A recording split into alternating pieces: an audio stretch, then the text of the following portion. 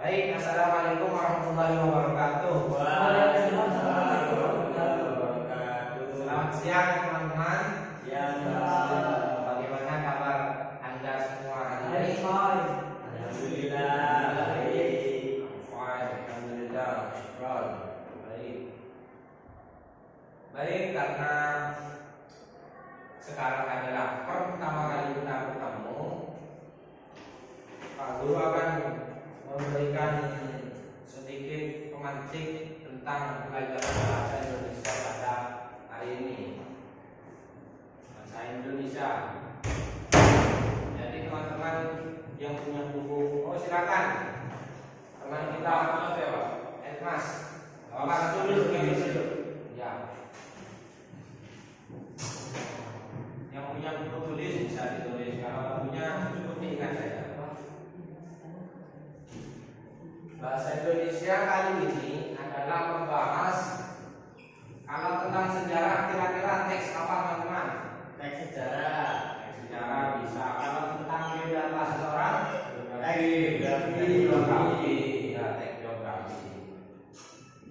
Kemarin kita baru saja merayakan Hari Pahlawan. Banyak sekali pahlawan yang dinobatkan oleh presiden kita. Salah satunya adalah presiden kedua. Siapa yang tahu tokoh nasional itu? Ya, Zahir, siapa? Soeharto. Oh iya, Pak Soeharto, betul. Itu beda, terlepas dari banyak kasus yang terjadi. Meskipun Pak Soeharto dan korbannya juga menjadi sama-sama menjadi pahlawan nasional ya. Cuma yang kita soroti sekarang adalah biografi. Artinya berkaitan dengan sejarah siapapun. Berhubung kita yang tahu namanya lah beberapa tokoh nasional, oke lah, apa. Tapi yang perlu diketahui dalam teks biografi adalah yang pertama adalah nama tokoh, latar belakang tokoh, dan tempat sosialnya tokoh, kehidupan sosialnya dari sebuah tokoh. Itu adalah teks biografi. Pak kasih contoh. Soeharto. Nah, untuk membiografikan seorang Soeharto, karena Soeharto adalah tokoh nasional, kita harus tahu tempat kelahiran Soeharto di mana, waktu kelahiran Soeharto kapan, dan bagaimana riwayat pendidikan Soeharto. Di situ dalam sebuah teks biografi menjelaskan cara rinci, bahkan kebiasaan Soeharto juga ada. Bapak itu sedikit intermezzo lah. Pernah baca buku tentang Pak Soeharto. Beliau itu ternyata adalah anak yang dari kalangan ekonomi ke bawah. Hingga beliau itu pendidikannya ditanggung oleh pamannya, bahwa belum jadi negarawan. Jadi Soeharto itu kayak istilahnya apa ya? Asrama sekolah gitu, di bidang sana, itu pamannya sekolah di sana. Jadi Soeharto nggak menetap sama orang tuanya, karena emang orang tuanya itu ekonominya sedang sulit pas waktu itu, saudaranya itu banyak. Akhirnya Soeharto karena pendidikan yang begitu keras seperti itu, Soeharto mempunyai keinginan yang begitu kuat. Ya ternyata jadi pahlawan nasional, meskipun kontroversial. Cuma itu sebagai contoh teks biografi. Namun pada kali ini kita akan membahas lebih lanjut pemahaman teks biografi, isi dan struktur. Yang pertama, sebelum kita membaca sebuah teks biografi, ada kalanya kita menganalisis kesahihan, relevansi, dan keakurasian sebuah teks.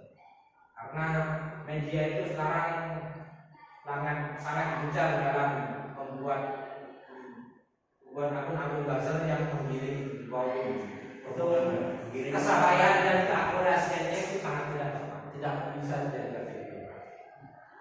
Ayo sekarang coba saya ingin tahu dari teman-teman semua, siapa tokoh yang paling kalian ingat tempat dan waktu lahirnya? Terserah wis, dari semua tokoh agama, tokoh negara, tokoh filsafat, sambita. Bahlil, Pak Bahlil maksudnya menteri kita yang sangat adil, jasa. Apa Mas Reza tahu, Mas Rega tahu Pak Bahlil itu lahir di mana dan kapan? Kurang tahu. Kurang tahu. Ya. Lahir di Papua. Oh iya betul ya. Ternyata teman kita sangat fans sekali Pak Bahlil. Papua itu adalah salah satu unsur dalam teknografi berupa tempat kelahiran dari Pak Bahlil, Menteri SDM. Itu dari keluarga Timur, dari bangsa Timur, ras Timur. Gak boleh diremehkan. Sekarang jadi menteri tertinggi yang mengatur energi, penggunaan energi di negara ini. Itu salah satu contoh teknografi. Perlu dianalisis dulu ya, apakah betul teks itu emang sesuai fakta, relevan dan akurat. Kalau dari sumber-sumber media-media rupi berarti nggak benar.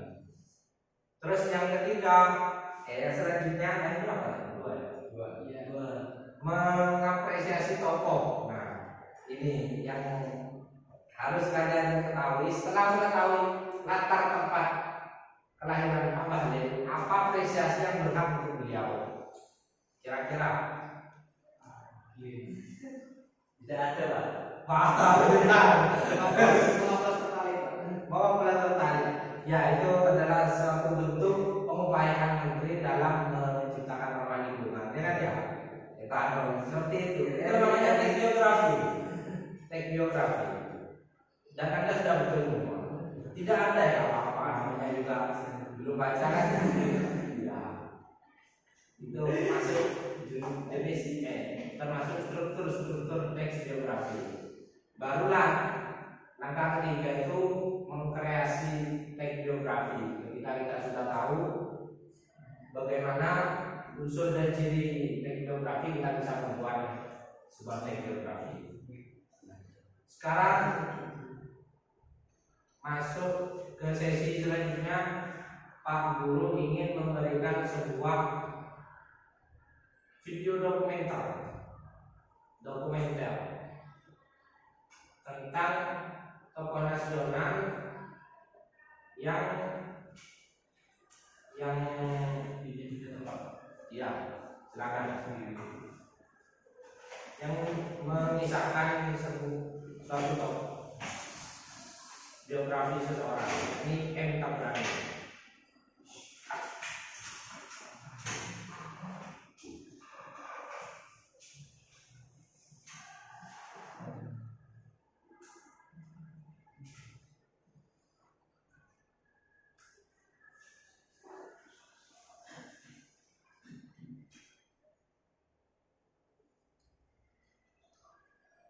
M. Tabrani ini asalnya dari Madura. Di sini ada yang dari Madura nggak, kamu? Oh, jauh. Kamu ada 5, semuanya Madura ya? Sumpah kamu keren. Cara-cara M. Tabrani setelah ini. M. Tabrani itu sangat punya pengaruh dalam bidang bahasa.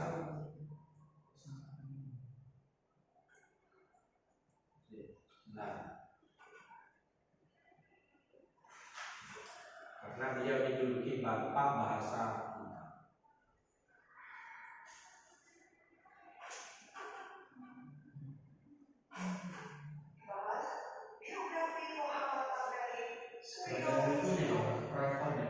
Rektornya lagi rusak teman.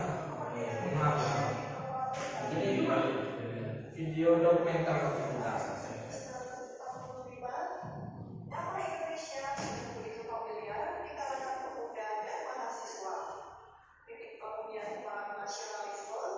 Perhatikan Mas Rega.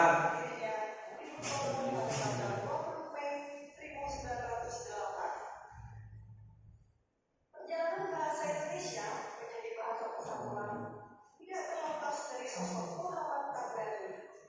Selama ini, ia hanya dikenal Indonesia terkemuka dan tokoh pergerakan nasional. Sejarah lebih mencatat Muhammad Yamin, Sanusi Pani, dan Sultan Takdir Aisyah Benar bila menautkan dengan bahasa Indonesia. Untuk lebih jelasnya tentang Muhammad Yamin, bisa ditonton di video sebelumnya yang berjudul Silsilah dan Biografi Muhammad Yamin. Linknya saya taruh di deskripsi.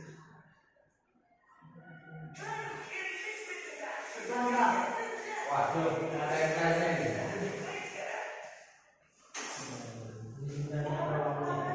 Adalah bapak bahasa Indonesia. Muhammad Yamin merupakan seorang jurnalis, politikus, dan pejuang kemerdekaan Republik Indonesia asal Pamekasan, Madura, Jawa Timur. Muhammad Tabrani atau Muhammad Tabrani Suryo Wicitro lahir di Pamekasan, Madura pada tanggal 10 Oktober 1904.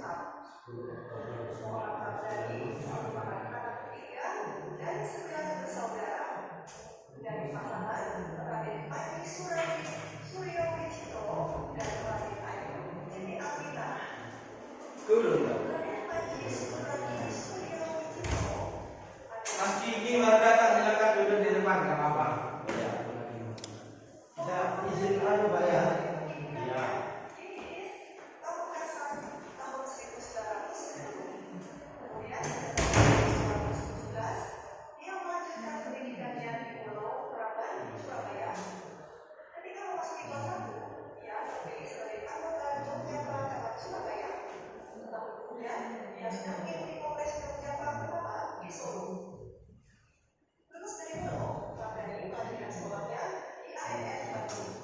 Di kota tersebut, ia sempat bergabung dalam organisasi pergerakan rahasia bernama Onderdere Party, organisasi yang mengusung visi kemerdekaan Indonesia ini beranggotakan 54 orang, termasuk Muhammad Yamin, Supomo, Sambidimawan Samporo, dan lain sebagainya.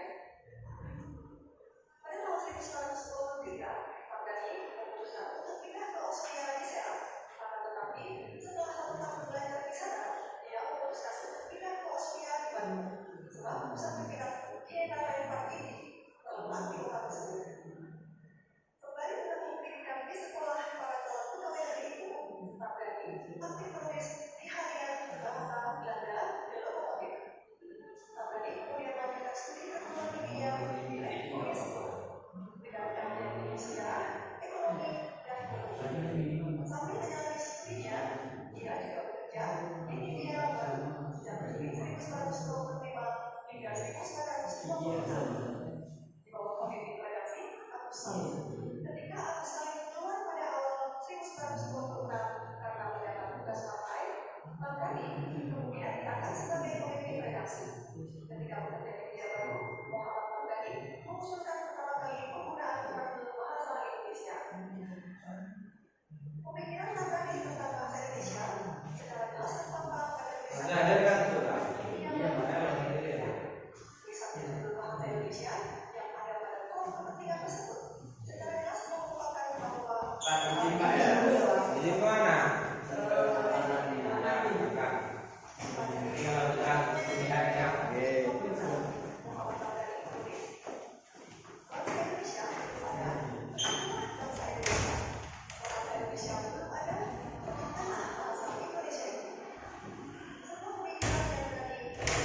seseorang yang hidup di wilayah yang sedang dijajah oleh bangsa asing, bangsa Belanda. Pemikiran-pemikiran Tabrani bisa dikatakan orisinal dan besar pada masa itu. Tabrani telah menyadari adanya masalah yang menyebabkan persatuan Arab Indonesia tidak cepat tercapai, yaitu tidak adanya bahasa yang dapat diketahui oleh seluruh bangsa Indonesia. Tabrani telah meyakini bahwa kemerdekaan akan tercapai jika ada persatuan. Persatuan dapat tercapai salah satunya jika ada ikatan bahasa Indonesia. Sebelumnya, pada tanggal 10 Januari 1926, Muhammad Tabrani membuat tulisannya pada Menteri Kepentingan yang merupakan tajuk kerja Hindia Baru. Tulisan yang berjudul Kasihan memunculkan gagasan awal untuk menggunakan nama bahasa Indonesia. Ketika itu, Tabrani menyebutkan bahasa Indonesia sebagai bahasa pergaulan. Tabrani memberikan konsep kebangsaan yang muncul dari menyatakan beragam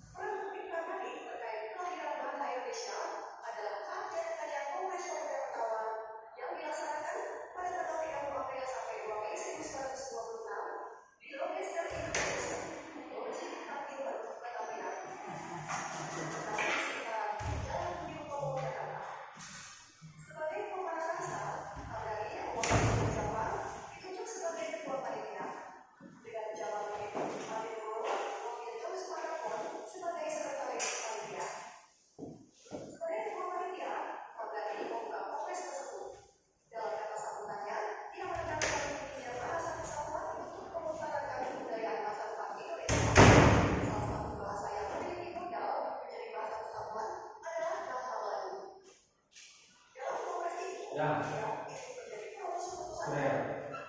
Sudah. Oke. Itu adalah contoh dari biografi. Ini katanya teks biografi Pak. Ini kok video. Nah, video adanya video terbentuk dari sebuah narasi yang berbentuk teks. Kalau pembahasan video ini tentang dan biodata seseorang, maka itu namanya teks biografi, narasi biografi. Dijadikan sebuah video. Karena sekarang membahas teks, jadi yang ingin Bapak soroti adalah tentang peristiwa-peristiwa penting dari M. Tabrani ya. Sekarang Pak Guru ingin teman-teman semua membentuk lingkaran untuk diskusi sejenak. Oke, sebelum nanti melanjutkan ke sesi jawab dan diskusi, teman-teman diskusi sejenak. Baru ada waktu 3 atau 5 menit. Oke, waktu tentang M. Tabrani ya. M. Tabrani.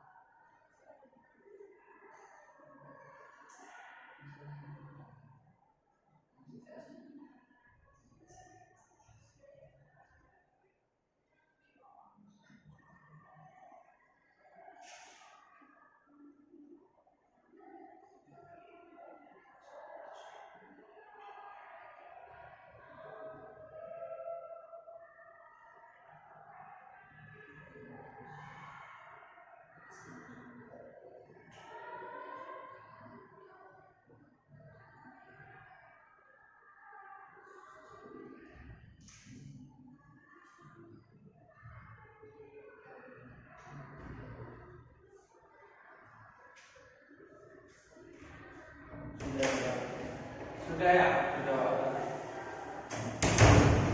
Itu alhamdulillah. Silakan duduk ke saya. Kita melanjutkan hasil diskusi tadi. Dalam teks biografi pasti ada beberapa catatan yang perlu diingat. Tabrani adalah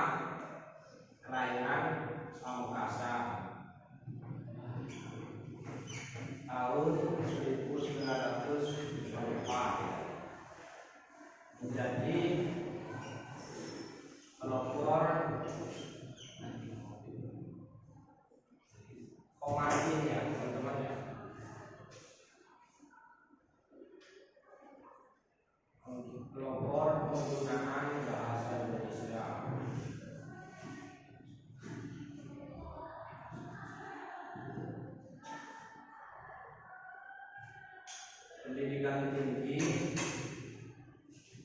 di Unifkon,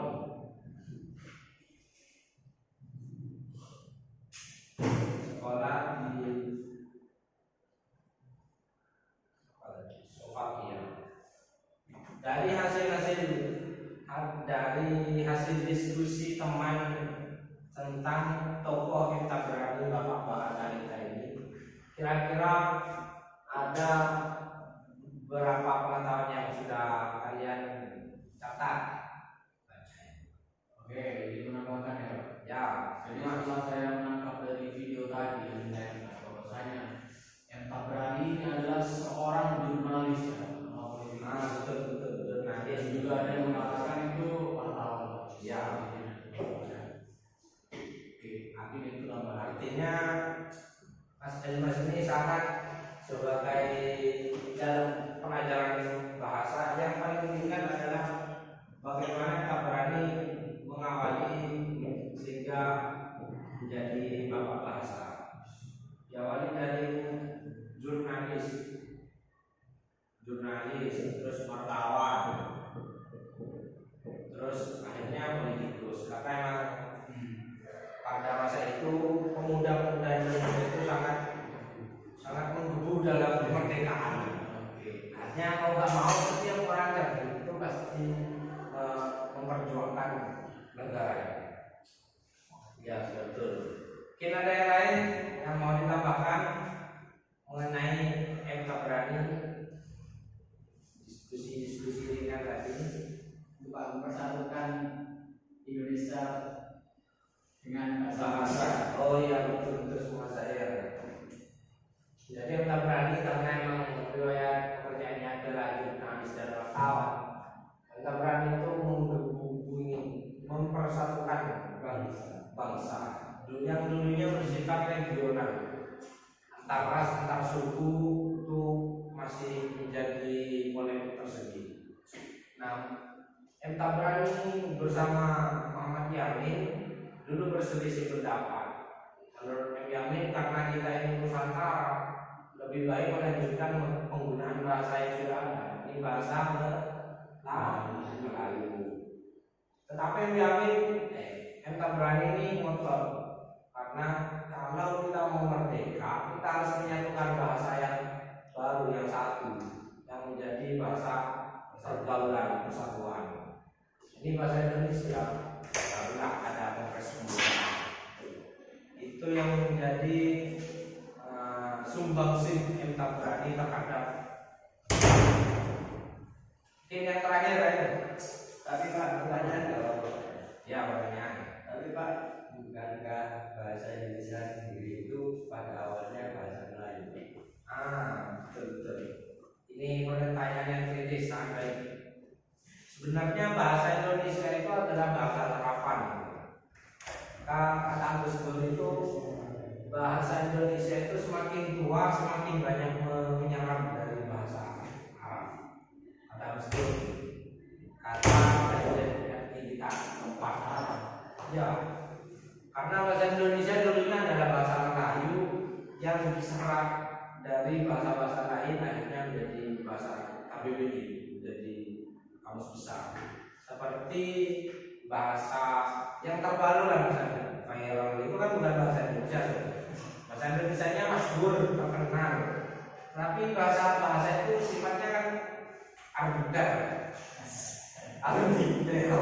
Akhirnya bahasa-bahasa dari yang lain itu bisa kita serapkan menjadi ketetapan bahasa. Contoh bahasa Indonesia menyerap dari bahasa Arab, rakyat, asli, asal, itu juga bahasa Arab, rakyat. Banyak lah, apalagi serapan dari bahasa-bahasa Eropa, bahasa Inggris banyak. Karena sekarang itu kiblat pendidikan itu yang harus menguasai dua bahasa dunia itu. Artinya bahasa Indonesia juga sedikit beradaptasi dengan dua bahasa dunia. Tetapi bahasa Indonesia juga punya tempat tersendiri. Buktinya pada persidangan UNESCO bahasa Indonesia resmi dijadikan bahasa Sunda, bahasa Indonesia. bahasa tentang nasional.